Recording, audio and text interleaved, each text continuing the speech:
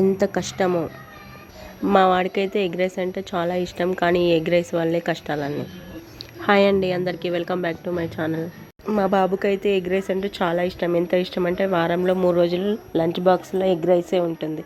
కానీ పాపం వాడి స్కూల్లో అయితే రూల్స్ పెట్టారు. ఏమని అంటే నాన్ వెజ్ నాట్ అలౌడ్ అనే రూల్స్ పెట్టారు.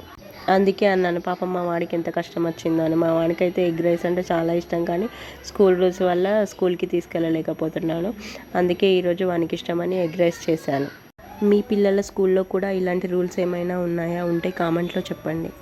ఈ ఎగ్ రైస్ అయితే ఏం లేదండి, చాలా సింపుల్గా చేసేసుకోవచ్చు. ముందుగా ప్యాన్ పెట్టుకొని ఆయిల్ వేసుకొని అందులో పచ్చిమిర్చి, ఉల్లిపాయలు, క్యారెట్ వేసేసుకోవాలి. తర్వాత ఎగ్స్ని పగలగొట్టి వేసేసుకోవాలి. అది కొంచెం ఫ్రై అయిన తర్వాత ఉప్పు, కారం, పసుపు, రైస్ అన్నీ వేసేసుకొని కలుపుకోవాలి. లాస్ట్కి కొంచెం కొత్తిమీర వేసుకొని గార్నిష్ చేసుకుంటే ఎగ్ రైస్ రెడీ అయిపోయినట్టే. మీకు గనక ఈ వీడియో నచ్చినట్లయితే లైక్ చేయండి, షేర్ చేయండి, సబ్స్క్రైబ్ కూడా చేయండి.